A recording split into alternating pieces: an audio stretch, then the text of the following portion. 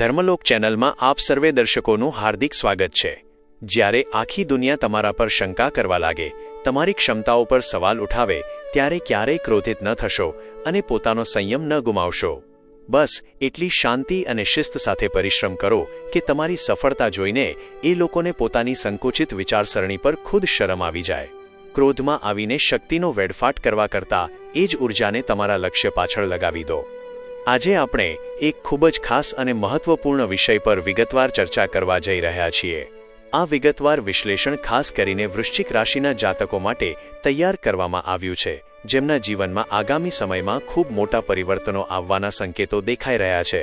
તમારા ઘણા સમયથી પ્રશ્નો અને સૂચનો આવી રહ્યા હતા કે બ્રહ્માંડમાં જે ગ્રહોનું પરિવર્તન થઈ રહ્યું છે તેની તમારા જીવન પર કેવી અસર પડશે અને આવનારા વર્ષો તમારા માટે કેવા મોટા બદલાવ લઈને આવી શકે છે।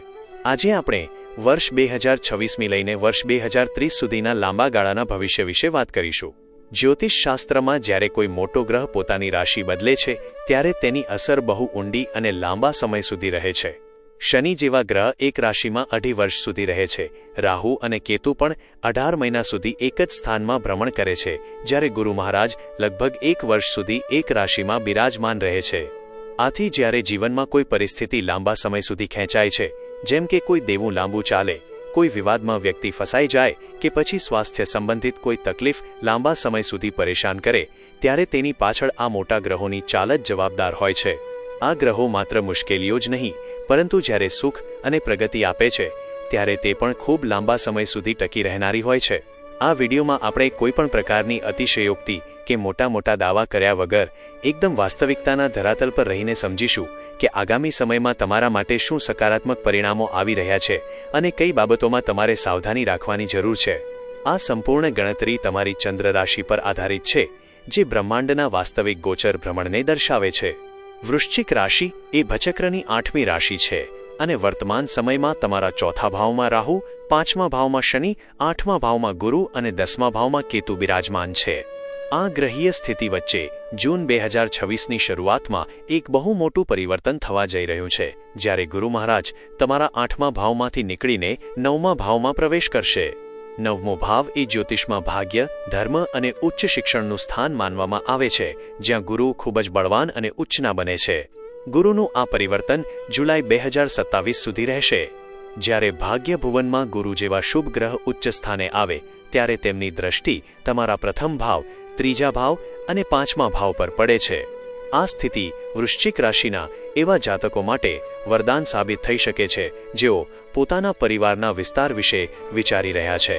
સંતાન પ્રાપ્તિની ઈચ્છા રાખતા દંપતીઓ માટે જૂન 2026મી જુલાઈ 2027 વચ્ચેનો સમયગાળો અત્યંત સાનુકૂળ દેખાઈ રહ્યો છે। આ સમયગાળા દરમિયાન જે વિદ્યાર્થીઓ ઉચ્ચ શિક્ષણ મેળવવા માંગે છે અથવા કોઈ મોટી સ્પર્ધાત્મક પરીક્ષાની તૈયારી કરી રહ્યા છે, તેઓ કોઈ મોટો નિર્ણય લઈ શકે છે। કદાચ તમારે અભ્યાસ અર્થે પોતાનું શહેર કે રાજ્ય બદલવું પડે, પરંતુ આ ફેરફાર તમારા ભવિષ્ય માટે માર્ગદર્શક સાબિત થશે। જેમ કે કોઈ પક્ષી પોતાના માળાઓ છોડીને ઊંચી ઉડાન ભરે છે, તેમજ તમારે પણ તમારા કમ્ફર્ટ ઝોનમાંથી બહાર નીકળીને મહેનત કરવી પડશે। જો તમે લાંબા સમયથી કોઈ online business, social media project કે ડિજિટલ કામ શરૂ કરવા ઈચ્છતા હોવ તો આ સમયમાં ભાગ્યનો સાથ મળવાથી તમને અણધારી સફળતા મળી શકે છે। ત્યારબાદ જુલાઈ 2027મી જૂન 2028 સુધી ગુરુ તમારા 10મા ભાવમાં એટલે કે કર્મસ્થાનમાં ગોચર કરશે। આ સમયગાળો તમારા વ્યાપારી સંચાલન, વાર્તાલાપ શૈલી અને સલાહકાર તરીકેના કામકાજને ખૂબ મજબૂત બનાવશે।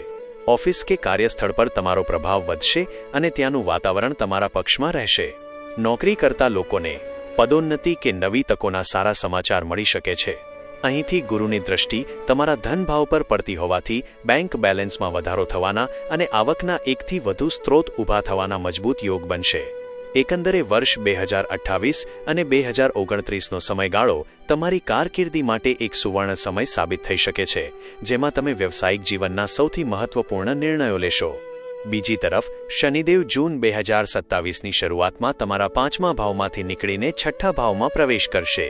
વિદ્યાર્થીઓએ એક વાત ખાસ ધ્યાનમાં રાખવી કે જૂન 2027 પહેલાં પોતાના અભ્યાસ અને કારકિર્દીના નિર્ણયો ચોકસાઈથી લઈ લેવા, કારણ કે શનિનું 6ઠ્ઠા ભાવમાં આવવું એ તમને વિદેશ જવાના અથવા જન્મભૂમિથી દૂર જઈને પ્રગતિ કરવાના અવસરો આપશે।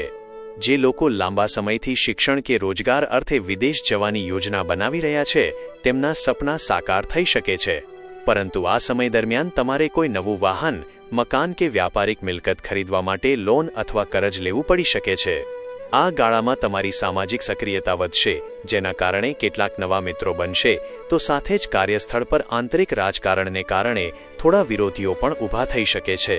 માનસિક ચિંતાઓ અને નકારાત્મક વિચારોથી બચવા માટે તમારે તમારી દિનચર્યામાં શિસ્ત લાવવી જ પડશે. છઠ્ઠા ભાવનો શનિ તમને જૂની કાનૂની મુશ્કેલીઓ કે કોર્ટ કચેરીના મામલાઓમાંથી મુક્તિ અપાવવામાં મદદરૂપ સાબિત થશે. જો તમારો વ્યાપાર ઇમ્પોર્ટ એક્સપોર્ટ, પરિવહન, જમીન કે ખેતીવાડી સાથે જોડાયેલો છે તો આ સમયમાં સખત પરિશ્રમ પછી તમને સારો નફો મળશે. જો કે કામનું દબાણ અને માનસિક તણાવ પણ સાથે સાથે રહેશે. હવે રાહુ ગ્રહની વાત કરીએ તો ડિસેમ્બર 2026 સુધી રાહુ તમારા ચોથા ભાવમાં હોવાથી છેલ્લા 1.5-2 વર્ષથી તમારી ભૌતિક સુખ સુવિધાઓ અને નવી મિલકત ખરીદવાની ઈચ્છાઓ ખૂબ વધી ગઈ હશે. વળી 10મે કેતુ હોવાને કારણે વર્તમાન નોકરી કે વ્યવસાયમાં ક્યારેક અસંતોષની લાગણી થતી હશે કે હું આના કરતાં કંઈક વધારે મોટું અને અલગ કામ કેમ ન કરી શકું. આ ગ્રહસ્થિતિના કારણે ભૂતકાળમાં પરિવારમાં નાની નાની વાતોમાં મતભેદ કે દલીલો થવાની સંભાવનાઓ રહી છે. શનિની દ્રષ્ટિને કારણે ક્યારેક વાણી પર સંયમ ન રહેવો અને પછીથી પસ્તાવો થવો એવું પણ બન્યું હશે. સ્વાસ્થ્યની દ્રષ્ટિએ પણ દાંતની તકલીફ અથવા વારંવાર ગળું ખરાબ થવું જેવી નાની મોટી અસરો જોવા મળી હશે. પરંતુ ડિસેમ્બર 2026માં રાહુ તમારા ત્રીજા ભાવમાં પ્રવેશ કરશે, જે 18 વર્ષ પછી આ સ્થાનમાં આવી રહ્યો છે. ત્રીજા ભાવમાં રાહુનું ગોચર અત્યંત પરાક્રમી અને બુદ્ધિશાળી બનાવે છે. અહીં રાહુ તમને artificial intelligence, technology, online platforms અને પબ્લિક ડીલિંગના ક્ષેત્રમાં જબરદસ્ત ચતુરતા આપશે. રાહુ તમને શાંતિથી બેસવા નહીં દે, તે સતત તમને કંઈક નવું, સ્માર્ટ અને આધુનિક વિચારવા માટે પ્રેરિત કરશે. આ સમય હાર્ડવર્કને બદલે સ્માર્ટ વર્ક કરીને આર્થિક લાભ મેળવવાનો છે. ત્યારબાદ જુલાઈ 2028મી વર્ષ 2029ના અંત સુધી રાહુ તમારા બીજા ભાવમાં ભ્રમણ કરશે. ધન રાશિમાં રાહુનું આ ભ્રમણ હોવાથી કૌટુંબિક બાબતોમાં વાણી પર વિશેષ સંયમ રાખવો પડશે, નહીંતર બિનજરૂરી ગેરસમજણો થઈ શકે છે.